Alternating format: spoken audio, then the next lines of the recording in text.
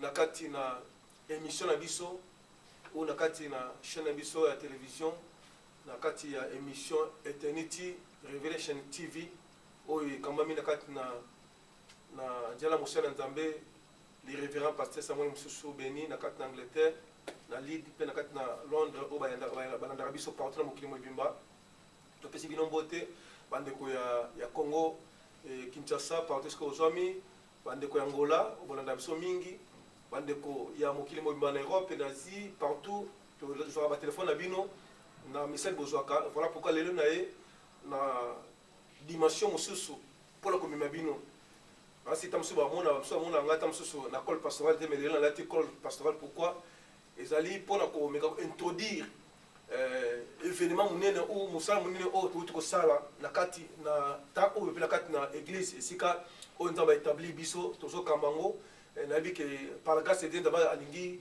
musala ke liboso alingi ke musala to sala pe basani nzamba pe babima pour la kota matière nga ya lelo pour na ko expliquer le moi ya muke que to uteki koza na consacration ya munene na kati na église kana okamba na uteki ko consacrer mwana na ngamoko oyo nzamba pesenga na umene tamulai donc la vane presque 9 ans à 10 ans moto kende bana na zakata mboka Angleterre na zakanaye aza mwana moko beisa mwana moko umeli mingi alinga kima kama nzamba mingi to vani na ye tamulai et nzamba tseki likanisi na motema ya koyeba ko consacrer selon capacité na peseke selon temps na appel oyo asoki vis-à-vis nzambe et to consacrer ki mwana ngai na bengi na kombo ya Jean-Jacques Kimpiobi to consacrer état que docteur ya parole en Zambie nzamba pesa ki onction ou ministère ya doctorat pour ko libérer parole en Zambie connaissance na pesier na kati ya mokili mobimba yango to na consacration na si bo mona na bilili bo mona be training ozo le cas ni consacration salama ki ezaki vraiment li pamboli munene ndenge nzamba pesa biso capacité to pambola ndeko Jean-Jacques état que docteur na zaki lokola Samuel ndenge Samuel a consacré ki David tangu ndaba aponaki David na libota Isai ndamba tsaki mafuta to tsaki pe ndeko mafuta pona kotalisa appel na epe ta o ndamba lengaki akoma musana nzambe vraiment en tout cas ezaki pambole mingi to yambaki basana nzambe bawutaki mokili mobimba batutaki partout bayaki mpona koyeba koparticipe na consacration oyo esalema na kati église nazokamba mpona nga eza fierté komona kobimisa basali na nzambe na kati église eza mpena fierté makasi mpona ministère na nga pamoli mingi nzambe mpona honneur mpona considération mpona oyo nyonso nzambe asali na temps oyo nalekisi liboso na ye mpe na mosala oyo nazosala mpona batémoignage oyo basali nzambe bapesaki vis-à-vis na nga vraiment ezalaki mpona nga ezalaki fierté mpe lipamoli nayebi ke peuple ya nzambe oyo bakolanda dvd oyo bakomona batémoignage bakomona consacration esalamaki na église oyo tozosala mosala eza lipamoli parce que nzambe ayebisaki biso tokende na mokili mobimba toyeba koteya maloba na nzambe na toute la création oyo akondima bino akobika mpe akozala baptise mpe akozala sauve yamoni bien aimé tosali évangile ndenge nzambe ayebisa biso tosala yango lelo bafuta omonani basala nzambe bamonani babimi na kati na église mpo na nga vomi eza honneur makasi mpona ministère oyo nzambe apesi nga nzambe apambola bino bien bolanda baimage bolanda bomona ndenge nini mosala ya monene esalamaki na kati na mboka na biso angleterre na lide awa esika nazokamba église oyo nzambe etabli nga lokola centenière vraiment napesi bino mbote mingi bozolanda biso na ngai contredire eloko moko ya moke si message oyo toteki na kati ya consacration na kati ya consacration tomekaki koparle kotala si ndenge nini nzambe asalaka bible elobi nzambe alingi na ye jacob aboyi esawu nzambe asalaka grâce na moto alingi asalaka miséricorde na moto alingi mais bien aimé nzambe aza mystérieux nzambe aza bolingo aza profond moto akokomprendre nzambe aza te mais tu comprends que na bana mibale babotami tata moko mama moko mais nzambe alobi nalingi na nga jacob na boyi esawu ezo dépend pa na nga elobi te ke nzambe aza kanai elobi te ke nzambe aza apona non nzambe ayebi asala grâce ya moto alingi pourquoi secret ezali nzambe amona motema tokota tobotami na biso mibale esika moko mais nzambe azomona motema amona disponibilité ya motema na yo azomona ndenge nini yo kozala vis-à-vis na ye yango nini eloko etiraka nzambe yango wana ntango nzambe amoni na kati ya jacob amoni esawu amonaki ke jacob aza dispo jacob aza motu oyo akoyeba kokamba akoyeba kosala mosala oyo ngai nzambe na kolinga yamoni nzambe asepelaki na jacob mingi mais na kati wana ezodépendre na élection nzambe bien aimé élection ya nzambe ekwela na moto elingi yo tout le monde ata toke na vote bacandidat bakoza ata 10 ata combien mais élection ekwelaka mpa na motu moko donc élection nzambe ekweki epai ya remi epai ya jacob donc na destin na ye nzambe esa yebaki esa monaki déjà ye ndenge nini ekozala yo omoni bene tobekoki koparle peuple ya nzambe si élection ya nzambe nzambe alingaka moto alingi élection ekweki epai ya jacob donc elobi teke nzambe alingaki esawu te alingaki ye mais élection oyo bolingo grâce faveur ekwe epai ya jacob e nzambe aponaki jacob mais na kati ezalaki na secret moko oyo tozalaki koparle ezalaki très important na kati ya élection tomoni na kati ya abel mpe kayen tomoni na bango nyonso tu élection ekwe epai abel azalaki leki mais tomoni ke na kati ya élection te bakotuma mbeka nzambe asepe na mbeka nani ya abel elobi teke nzambe alingaki kayen te alingaki ndebi kayen mais élection ekwei epai ya abel tani ndenge nzambe asalaka ndenge moko na david na bandeko na ye élection ekwei epai ya david azalaki leki élection ekweyaka na motu oyo nzambe alingi donc nzambe asalaka kaka bongo na kati ya élection tomoni isaac na ismael abotemaki liboso azalaki mwana abraham tokoboya te azalaki mwana abraham mais élection ekwe epai isaac donc nzambe asalaka na ndenge ne moko élection ezodépend na ni na yo ni na moto alingi ni na nani ezodépend kaka na nzambe donc nzambe asala grâce na moto alingi aponaka moto oyo alingi ndenge nzambe ayebisaki secret na ye epai ya eli ta eli azalaki meki jezabel alobiki natikali nga mo baboma ngai tala boye na boye aexplike nzambe alobi tala otikali yo moko te eza na 7000 oyo baza na repos baza na dépôt na nga nani bafuka mini kutu bale te donc dieu aza na dépôt na ye aza na bato ebele na dépôt na nzambe aza na bato ya ndenge na ndenge oyo areserve abombi oyo yebaka kobimisa ngo na temps oyo alingi donc na kati ya mystère ya élection ezodépendre ni na yo ni na nga mais na nzambe nzambe asalaka grâce na moto alingi yo omoni na kati ya bible totanga verset moko verset esepesenga mingi na révélation oyo nzambe arévélaki rebeka nzambe arévélé rebeka mabombami makambo oyo ekosalama na kati ya élection ya jacob na esawu yo omoni nzambe aza profond mingi Nzambe a vraiment en tout cas a profondeur. Il y a des gens qui ont salaka mutako salama zati. Natana mukana Genèse chapitre 27 verset 19 na kitite na se esika ndama abisa soto suka afin que liboto ndamba comprendre mystère il y a élection, mystère il y a révélation. Pour ndama révéler n'importe qui. Voici la postérité d'Isaac, fils d'Abraham. Abraham agenda Isaac.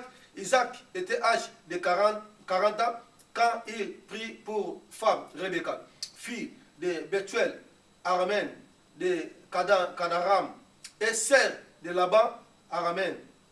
Isaac implora l'Éternel pour sa femme, car elle était stérile. Et l'Éternel exauça Rebecca, sa femme, devint enceinte. Les enfants s'est hérité dans son sein. Et elle dit, s'il en est ainsi, pourquoi suis-je enceinte? Elle alla consulter l'Éternel. Quelle partie de ce père l'homme? Ceci, il y a Rebecca. Il y a Rebecca, bah, donc, à comment qui m'a à l'aise? Alors, mais pourquoi on a ça? Oh, Jesus, thank you, Father. I bless your name. Thank you for the revelation. I believe, God, something open tonight. For somebody watching me now, God, I have a good plan for you. I believe my brother, my sister, you're watching me now. Something open in your life. Maybe your promotion is coming. Wait. God, I touch you today. 22. Les enfants s'héritaient dans ses seins. Et elle dit, s'il en est ainsi, pourquoi suis-je enceinte? Elle alla consulter l'Éternel. Et l'Éternel dit, à des nations sont dans ton ventre, et des peuples se sépareront au sorties de tes entrailles. Un de ces peuples sera plus fort et que l'autre, le plus grand, sera assujetti au plus petit. Les jours où elle devait accoucher s'accomplirent, et voici, il y avait deux jumeaux dans son ventre. Le premier sortit entièrement roux comme un manteau de poils, et on lui donna le nom d'Ésaü. Et ensuite sortit son frère, dont la main tenait les talons d'Ésaü, et on lui donna le nom de Jacob. Isaac était âgé de 60 ans lorsqu'il naquit. Ah ouais, parce que parler biso bien aimé, l'isolo, il y a Isaac. Isaac, abalaki Rebecca, na âge à 40 ans. Et tout le monde dit que, n'est-ce pas, à 40 ans, on a chiffre 4. Tout le monde a chiffre 4, chiffre, il y a délivrance. Chiffre O, tout bien en haut, il y a 4 évangiles, plein d'évangiles. Évangile, il y a Matthieu, il y a Marc, il y a Luc, il y a Jean. Chiffre 4, et un chiffre O, et tout ça, le mystère est belé, na 4 wana, tout le monde, na 4 journées de deux, il y a 4 fleuves, il y a arrosé. Donc, c'est chiffre 4, mais là, tu parles de mystère chiffre T. Donc, tu parles de l'élection en Zambé, Zamba, Lingine, Jacob. Et bien, on dit que, ça dit que, na tawana, na ta oyo, il y a Abala Kina, Rebecca, donc, différence à 20 ans, 100 mois. Mais, tant que tu as 60 ans, Bibelobi, Isaac a bondé l'Inzambé. Pour la 6e mois, c'est Rebecca Sobotate. Bibelobi a bondé la qui est en Kolelanae, et en Kobota, il y a Rebecca. Et Rebecca a Kobota, Dango, Isaac a Koksaki, 60 ans. Chiffre d'homme, chiffre de création, il y a Bato. Et ça, mystère, tu parlais chiffre 6 cités de l'eau parce que ça, mystère, il y a chiffre. Mais, la casse, tu comprends que Bibelobi, Tango, Rebecca zaki na zemi, na kata zemi na ye. Bana bazaki na kata libumu, bazaki kobuna. Mais yeye ba kité pourquoi mais amone que zemi so tungisa ye. Na kata zemi, mutungisa na kati donc azaki pena mana lens ming. Bibelobi Rebecca akendaki ko consulter Nzambe, akikobonde Nzambe, bi Nzambe. Mais pour la ligne restauration ki zemi, zemi ngo so tungisa na zemi ngo na sa mana lens bo ndenge ni nango. Nzambe révélé abi Rebecca ki mezala. Abi zemi yo sala ngo, et ça zemi. Et ça, na deux nations na kata libomuna yo. Ozana bajingong, ozana bamapasa. Oyo to benga na portugais, bajingong, bamapasa.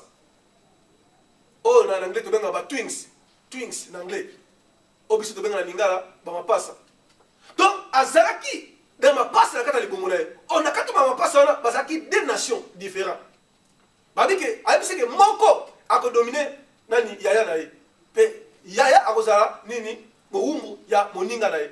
moninga na ye il est qui n'a pas grand puissant na mokili et bien aimé Rebecca ce message wana a gardé mo jalousement bien aimé quand moi révélation n'a pas révélé n'importe qui les choses cachées et ça pour l'ensemble mais les choses révélées et ça pour l'ensemble pour le peuple les choses révélées pour le peuple nous avons révélé Rebecca et Rebecca a gardé qui révélation ou à soi qui wana tina moment opportun mais révélation là Isaac a soi qui est monté bon il fallait Isaac a soi mais Isaac a soi qui était parce que c'est pourquoi et le parce que ah Jesus I love you mighty God thank you nous avons osa profond mais Bible dit tant aussi que comme na moment ya kobota Rebecca ya kobota amona mbala moko ba mapasa basani ba ndi kobima ezawa bimi tant ezawa bimi tala ebela Paul abota mina Paul donc moi était lokola elamba donc Paul donc ako posa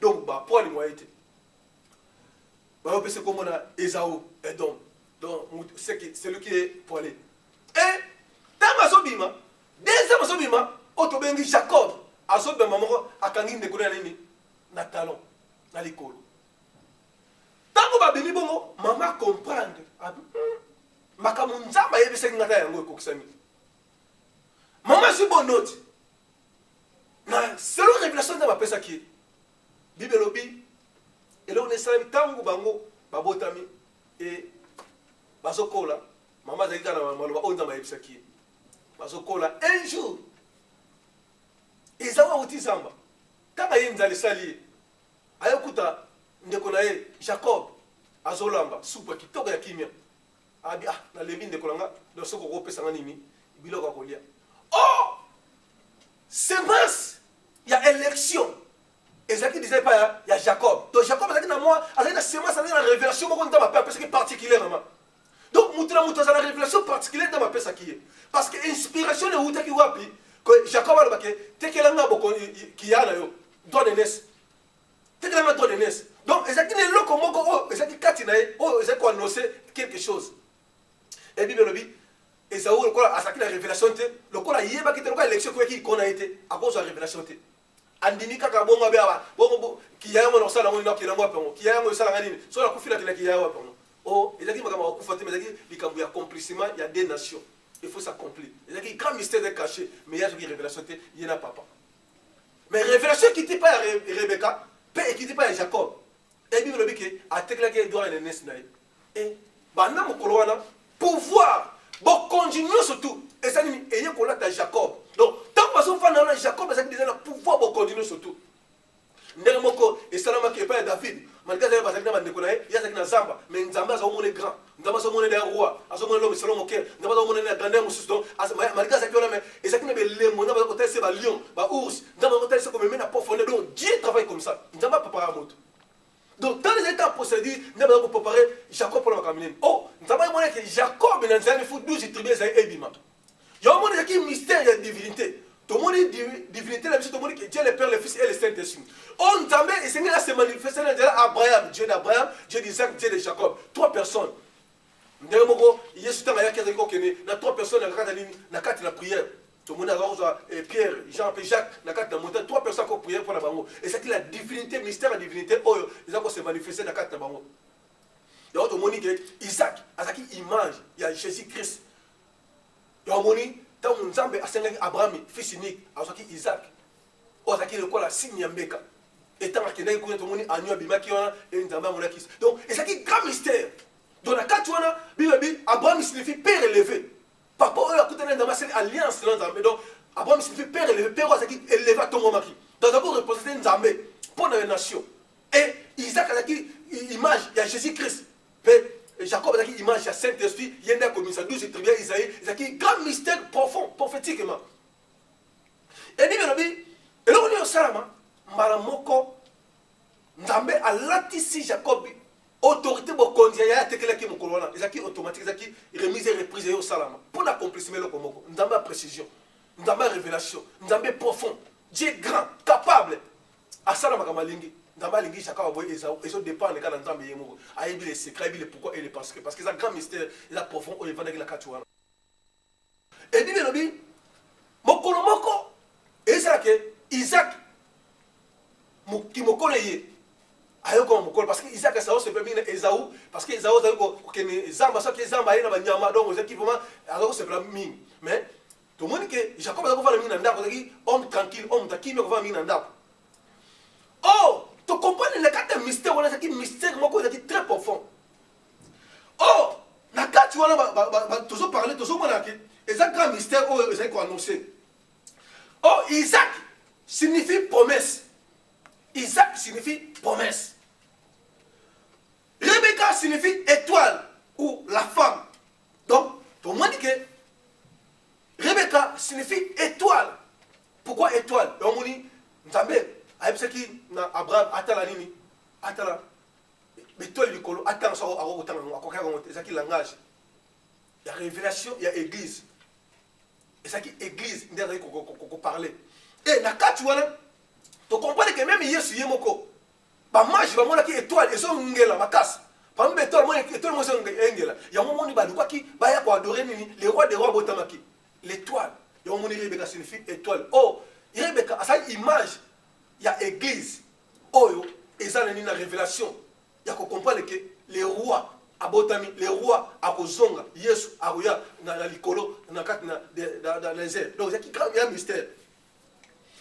Et dans la Bible, tout le monde et c'est là qu'il y a parler de grand mystère, de profondeur, et c'est qui caché dans la carte. Il y a un bien aimé, dans la ligne, on comprend des mystères, des révélations. Oh, dans la carte, il y a Israël fou. Mukolo a son pouvoir, Mukolo a son bénédiction. Parce que dans la carte d'Israël, oh, il y a Mukolo, et il faut avoir bien héritage, il y a papa. Oh, et comme qui mystère, oh, ce n'est s'accompli, dans la carte, il y a Nini. Na kata Biblia. Et ça qui m'a comme sujet mais il y a deuxième gloire. Deuxième gloire. Jesus proclama sa katabraka bako. Chebe. Jesus. Et ça m'a comme mystère. Il y a un moment où la Bible dit que premier Adam ayaki a compris qu'on peut sa vie. Mais c'est le second Adam osaki Jésus-Christ chiffre 2. Deuxième Adam. Osaki esprit, c'était Jésus-Christ. Et ça c'est ma comme il y a moi liboso. Non. Et c'est qui m'a camoué, il y a chiffre de chiffre témoignage. Et c'est qui m'a camoué, il y a Adam. Mais c'est qui m'a camoué. Et le deuxième Adam qui était Jésus-Christ. Il y a un moment bien aimé, Tango Isaac. ABC Esaü, qui est né dans sa maman, Nyama. Bon, ça nimi. Oh, il y a. On a bien béni Rio. Et Bible le bique. Tango papa Zoloba. Mama Zoka, Makabuana. Au moment où Makabuya, et ça Makamususu, oh, et le banga pas en battre, et ça Makamusa c'est écrit. Mais nous avons mis ça révélé à qui nani? Rebecca Makamuni surtout. Rebecca Yoki, et papa Solbake, Apamola Esaü. Et Birobi, nous avons mis à Saline, à Yebisi, Jacob, ta papa n'a pas béni Esaü.